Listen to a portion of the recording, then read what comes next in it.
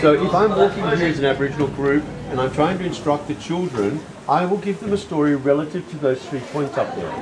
Now, I'm telling children about my mythology, so my story is childlike.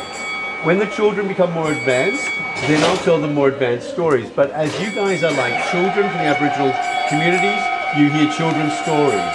So don't think because the stories are childlike that the Aborigines are childlike. Basically, you don't tell a 3-year-old about sexual intercourse because the 3-year-old is not ready to learn about sexual intercourse. So the stories are childlike. So when I see those 3 sisters up there, that tells me the story, and the story goes like this. There was a day when the witch doctor, the medicine man who was responsible for healing the tribe, he was going hunting in this valley.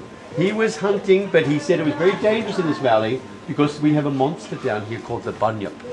So it's not safe for his daughters, the 3 daughters, to go down in the valley. So he says to the girls, you wait up here. And she sees the 3 girls waiting up there. He says, wait up here and I'll go down into the valley.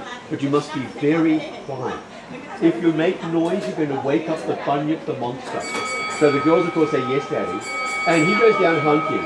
And then the girls are playing silly buggers up there. And then a caterpillar or a millipede comes out onto the rock. And it scares one of the girls. And she goes, ah! And she kicks a rock by mistake. And this rock then falls into the valley. Echoing as it falls. And it wakes up the bunyip, the monster. Now the monster has just been woken up and he's very angry about this. And having just woken up, he sees me, and also, I'm quite hungry. So angry and hungry, he finds out where the noise came from, and he looks up here, and he can see the 3 girls standing up there. And he says, fantastic, there's breakfast. So he starts climbing up to eat the girls.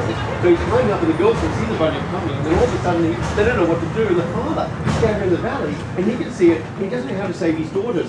So what he does, he takes his magic bone, not a wand, but a bone, an animal bone, and he takes his magic bone, and with magic, he turns his 3 girls into stone. Because then the bunyip can't eat them. And so the bunyip's walking up to eat breakfast, they've all of a sudden been turned into stone, and then what does he do?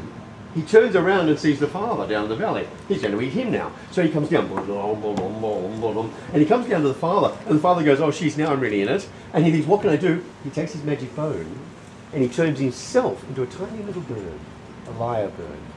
And as a little lyrebird, he can sneak through a crack in the rock. And so he goes into the crack in the rock, and the bunyip is so pissed now, you can understand. He's been woken up, he's hungry, but there's nothing to eat. Everything's turned into stone or into a lyrebird and vanished.